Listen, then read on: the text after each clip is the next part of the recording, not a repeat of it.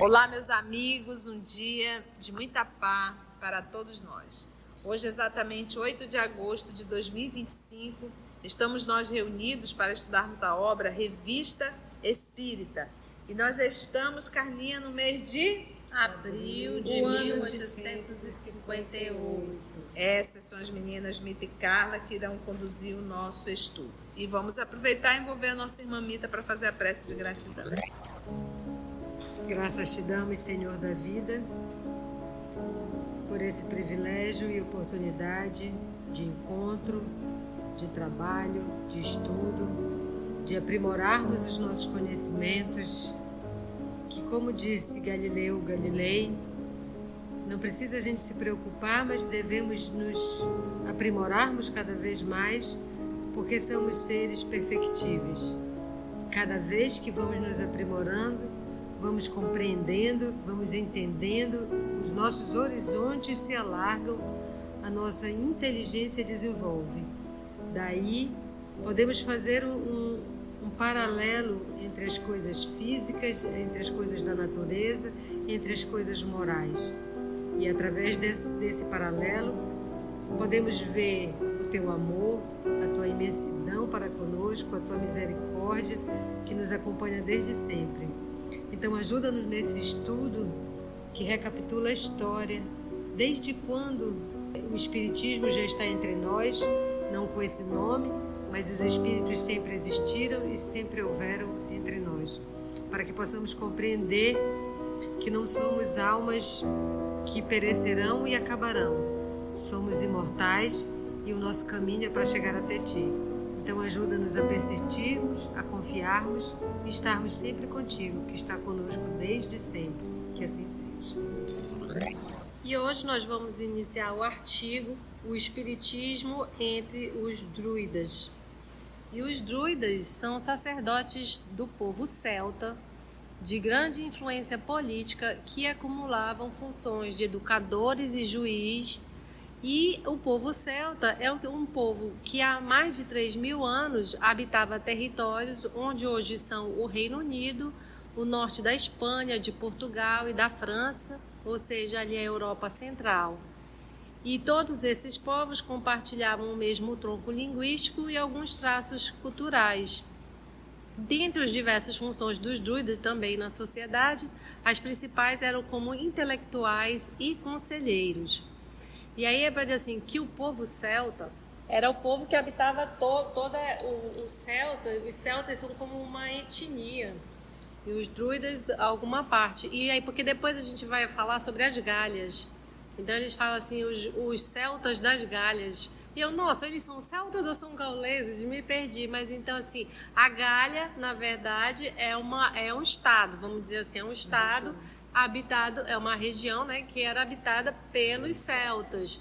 E esses celtas da Gália eram os gauleses, mas também eram celtas. Então, assim, toda essa região da Europa eram celtas. Mas aí tem os gauleses e tem outros tipos de celtas também. E os druidas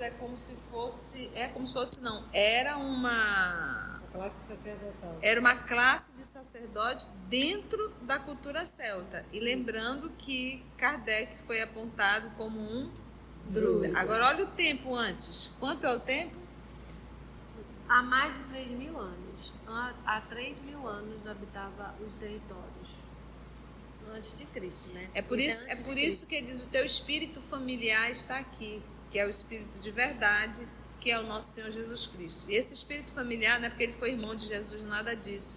Porque é um espírito, quando eles falam familiar, ele está falando de evolução.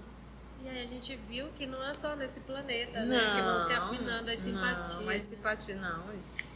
A equipe que trabalha com o nosso Senhor Jesus é uma equipe que já vem de muito e muito, muito longe. A gente não tem noção, né? Allan Kardec era o nome druida. E em forma hollywoodiana seria interestelar, né? É isso mesmo.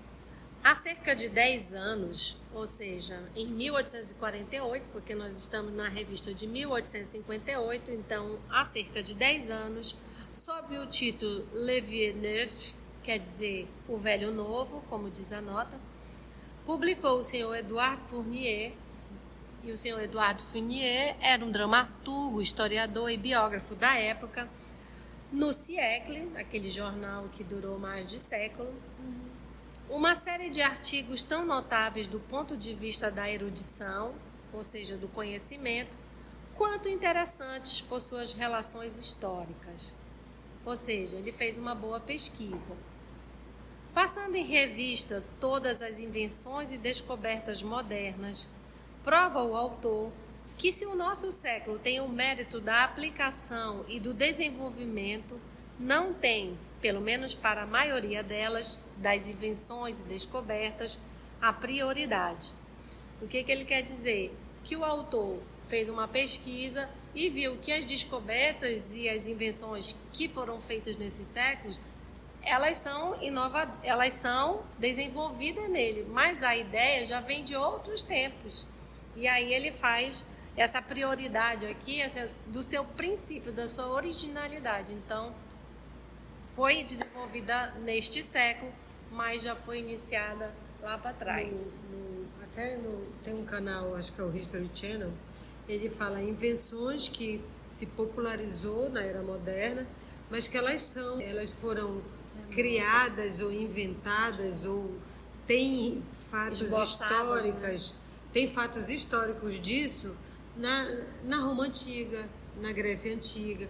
Claro que não era popularizado, mas é assim, olha, o fulano de tal, lá não sei aonde... Não é inédito. Não é inédito. Então é isso que aqui a introdução está dizendo.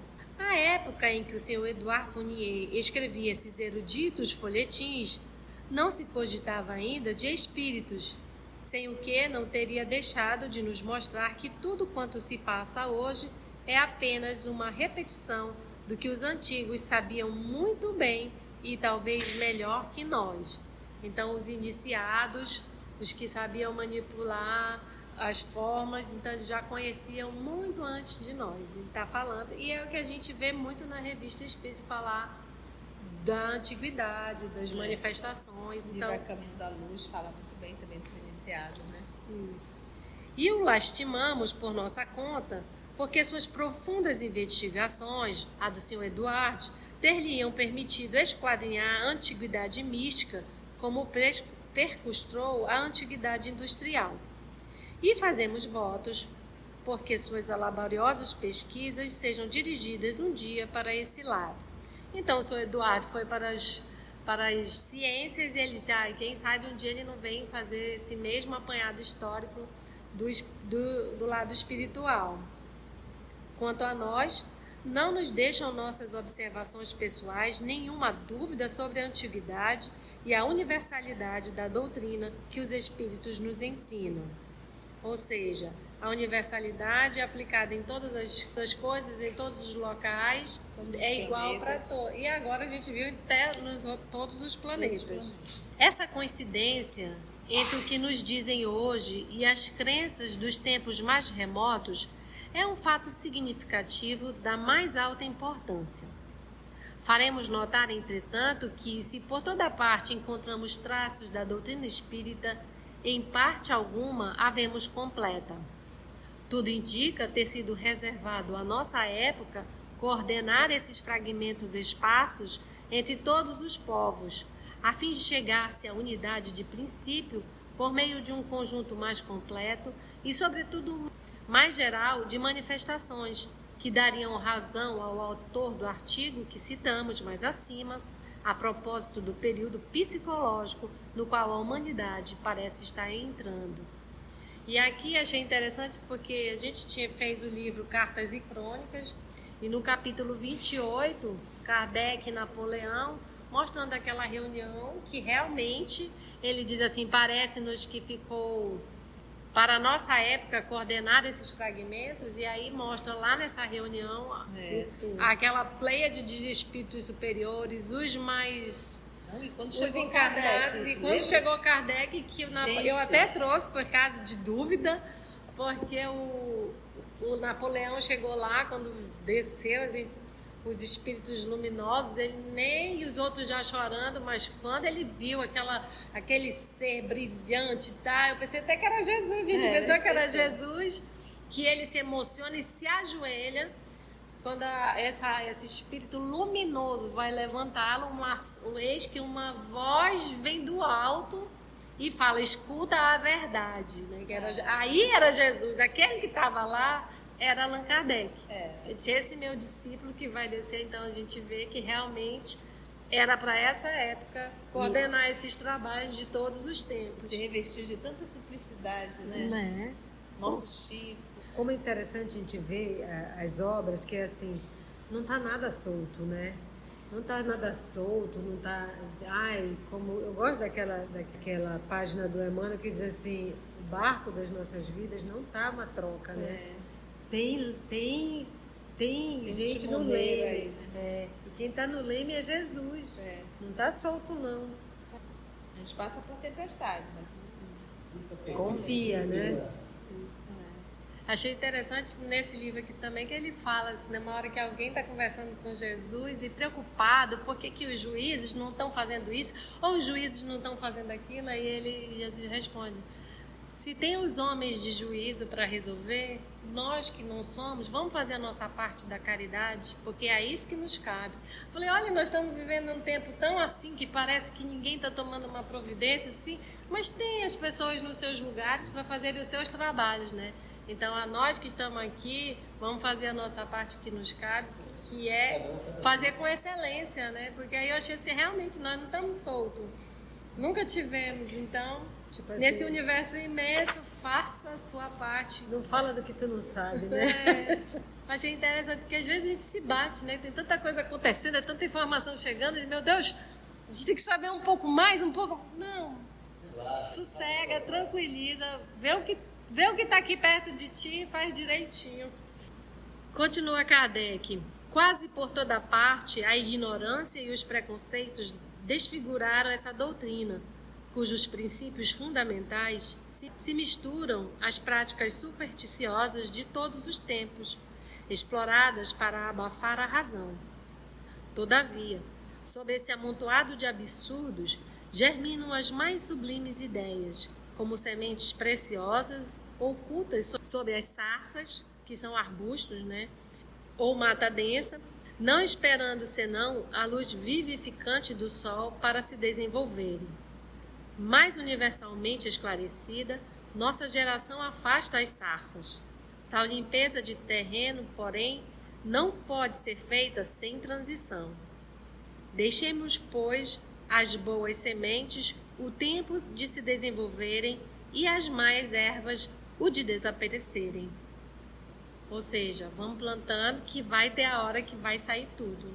As sarças serão arrancadas. Cheio de espinhos. Né? E achei interessante que nossa geração afasta as sarças, ou seja, depende da nossa inteligência, da nossa sabedoria, da busca também de afastar as crendices, o que são as sarças no caso. É interessante que ele diz assim, não esperando senão a luz vivificante do sol para se desenvolverem. Eu entendi esse sol assim como o tempo, né? O tempo vai afastando as crendices, os absurdos. Eu vejo esse sol também como a verdade, sabe? A luz, esperando essa verdade, essa luz para que a gente possa desenvolver. Afinal de contas, como é que nós fazemos o nosso processo de mudança? O sol da verdade, da inteligência, da ciência que vai chegando para esclarecer. Muito bom. A doutrina druídica oferece-nos um curioso exemplo do que acabamos de dizer. Essa doutrina, de que não conhecemos bem senão as práticas exteriores, eleva-se, sob certos aspectos, até as mais sublimes verdades. Mas essas verdades eram apenas para os iniciados. Terrificado pelos sacrifícios sangrentos, o povo colhia com santo respeito o visgo sagrado do carvalho e via apenas a fantasmagoria. Os druidas, eles têm. O visgo são plantas parasitas que crescem em árvores, inclusive no carvalho. O visgo é aquela substância, tipo quando tira a seiva. É tipo uma seiva, eles têm uma cerimônia. Numa outra revista espírita a gente viu sobre isso. Eles têm uma cerimônia que iam na floresta e tiravam o visgo do carvalho. E aí ele está dizendo que isso eram só O povo colhia com santo respeito o visgo do carvalho e via apenas a fantasmagoria, que são as ilusões. Não, porque eles não entendiam, porque o visgo do carvalho também é curativo. Mas eles usavam isso nas cerimônias. Pois é que está dizendo, o povo não entendia. Quem entendia eram só os iniciados. Mas é porque tinha uma razão de ser do visgo, mas quem não entendia era só a fantasmagoria, né? Como ainda tem isso hoje, sim, né, de certa sim. forma. Poderemos julgá-lo pela seguinte citação, extraída de um documento tão precioso quanto desconhecido e que lança uma luz inteiramente nova sobre a teologia de nossos ancestrais. Entregamos à reflexão de nossos leitores um texto céltico, há pouco publicado, cujo aparecimento causou certa emoção no mundo culto. É impossível saber-se ao certo o seu autor, nem mesmo a que século remonta. Mas o que é incontestável é que pertence à tradição dos bardos da Gália. E bardos da Gália são poetas que exaltavam o valor dos guerreiros, geralmente acompanhados por instrumentos como a lira ou a harpa, né? Então os bardos eram esses poetas cantantes, vamos dizer Salvadores. assim. A tradição dos bardos da Gália, e essa origem é suficiente para conferir-lhe um valor de primeira ordem. Disse Kardec, quem somos nós para discordar, para discordar, porque nós não sabíamos nem o que eram bardos da Gália, né? Aqui faremos igual os povos, vamos ficar com a fantasmagoria e acreditar firmemente em Kardec. Sabe-se, com efeito, que ainda em nossos dias a Gália se constitui no mais fiel abrigo da nacionalidade gaulesa, que entre nós experimentou tão profundas modificações. Apenas abordada de leve pela dominação romana, que nela só se deteve por pouco tempo e fracamente, preservada da invasão dos bárbaros pela energia de seus habitantes e pelas dificuldades de seu território, submetida mais tarde à dinastia normanda, que todavia teve que lhe conceder um certo grau de independência, o nome de Gales, Gália, que sempre ostentou, é um traço distintivo pelo qual se liga, sem descontinuidade, ao período antigo. A língua Kimric, e esse grifo ela está grifada, mas é por conta da editora, do tradutor, língua Kimric, outrora falada em toda a parte setentrional da Gália, jamais deixou de ser usada e muitos costumes são igualmente gauleses. De todas as influências estranhas, a única que triunfou completamente foi o cristianismo, mas não o conseguiu sem muitas dificuldades, relativamente à supremacia da Igreja Romana, da qual a reforma do século XVI mas não fez que lhe determinar a queda, desde longo tempo preparada nessas regiões cheias de um sentimento indefectível e indestruível de independência. Ou seja, apesar de toda a resistência do povo gaulês, o cristianismo entrou lá e foi a única coisa que triunfou, mas não a Igreja Católica, como ele disse aqui, a Igreja Romana, não. E aí, como veio essa reforma do século XVI, é justo a reforma protestante. Então, a gente vê que o cristianismo triunfou nas Gálias, mas não sem luta e sem a intervenção da Igreja Romana. O Ave Cristo é nas Gálias. Os primeiros cristãos das Gálias, que eram ali no ano 200, né? Começa 270, eu acho, o Ave Cristo. Começa em 270, mais ou menos. Acho que é 200 e pouco. Pode-se mesmo dizer que os druidas, convertendo-se inteiramente ao cristianismo, não se extinguiram totalmente na Gália, como em nossa Bretanha e em outras regiões de sangue gaulês. Como consequência imediata, tiveram uma sociedade muito solidamente constituída, dedicada em aparência, sobretudo, ao culto da poesia nacional, mas que, sob o manto poético, conservou com notável fidelidade a herança intelectual da antiga Gália. É a sociedade bárdica da Gália que, após ter se mantido como sociedade secreta durante toda a Idade Média, Por uma transmissão oral de seus monumentos literários e de sua doutrina, a imitação da prática dos druidas decidiu, por volta dos séculos XVI e XVII, confiar à escrita as partes mais essenciais dessa herança. Então, o que ele está falando aqui? Então, é que toda a tradição gaulesa, ela era oral. Esses bardos, esses poetas, cantores, eles passavam de geração para geração. E agora eles resolveram dedicar à escrita a história deles. Só no século XVI, então muita coisa se perdeu, só no século XVI e XVII. Por isso que ele fala que esse escrito celta que surgiu aí sabe, é raríssimo e é de primeira ordem, né? Porque ele diz que tem essa característica dos bardos da Gália. Desse fundamento, cuja autenticidade é atestada por uma cadeia tradicional ininterrupta, procede o texto de que falamos. E o seu valor, dadas essas circunstâncias, não depende, como se vê, nem da mão que teve o mérito de o escrever, nem da época em que sua redação pôde adquirir sua última forma. O que nele transpira, acima de tudo, é o espírito dos bardos da Idade Média. Eles mesmos, os últimos discípulos dessa corporação sábia e religiosa, que sob o nome de druidas dominou a Gália durante o primeiro período de sua história, mais ou menos do mesmo modo que o fez o clero latino na Idade Média. E aí você já sabe que o clero latino veio na Idade Média, né? E o poder. Então ele está comparando a influência dos druidas ao clero na Idade Média. Então era uma influência fortíssima. Era porque conseguiu chegar e o mérito, eles conseguiram até conservar um nome. Que até hoje as Gálias conservam o seu nome da Idade Antiga. Mesmo que estivéssemos privados de toda a luz sobre a origem do texto de que se trata, estaríamos claramente no caminho certo, tendo em vista a sua concordância com os ensinamentos que os autores de gregos e latinos nos deixaram relativamente à doutrina religiosa dos druidas.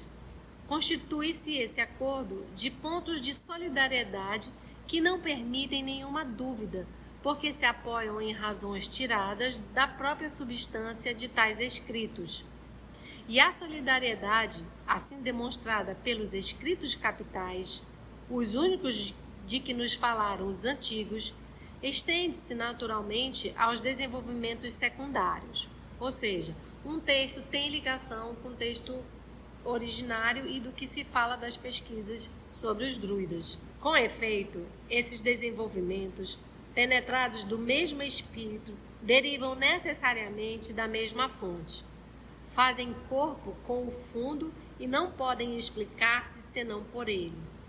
E ao mesmo tempo em que remontam, por uma origem tão lógica, aos depositários primitivos da religião druídica, é impossível assinalar-lhes algum outro ponto de partida, porque, fora da influência druídica, a região de onde provém só conheceu a influência cristã, totalmente estranha a tais doutrinas.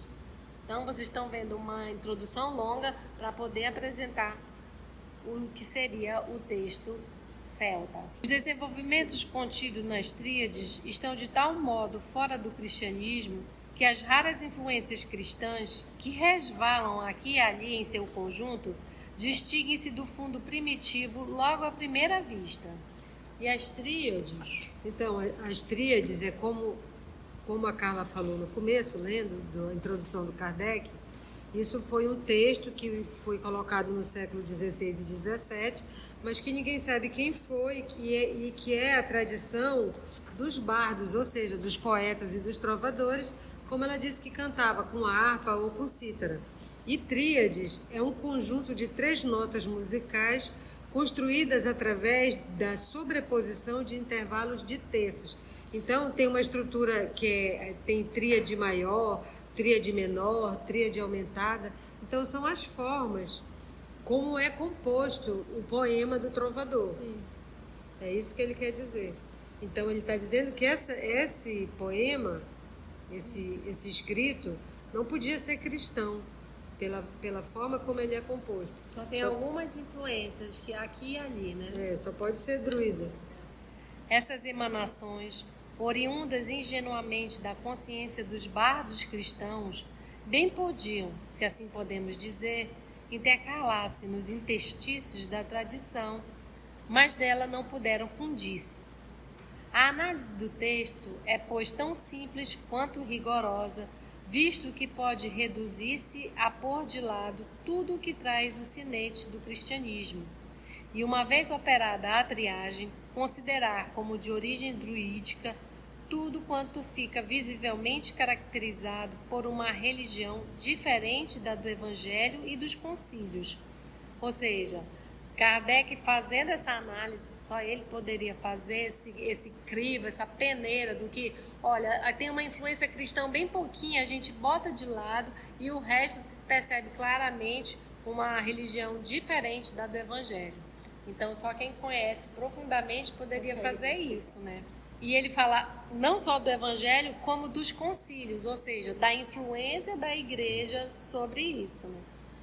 Assim, para citar apenas o essencial, e partindo do princípio tão conhecido de que o dogma da caridade em Deus e no homem é tão especial ao cristianismo quanto é da transmigração das almas ao antigo druísmo.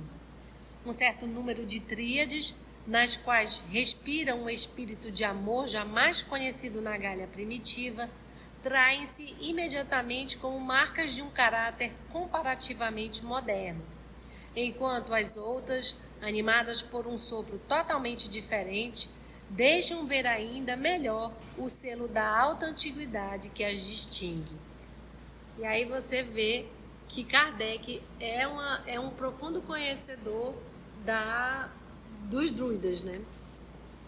Não, ele soube diferenciar do que era, pegou o que era, porque é muito fácil ver o que era original e o que era colocado. O que era a influência dos concílios e do Evangelho, e bem, isso aqui não é, porque a influência dos concílios e do Evangelho não fala de transmigração das almas. Então isso aqui é claramente druida.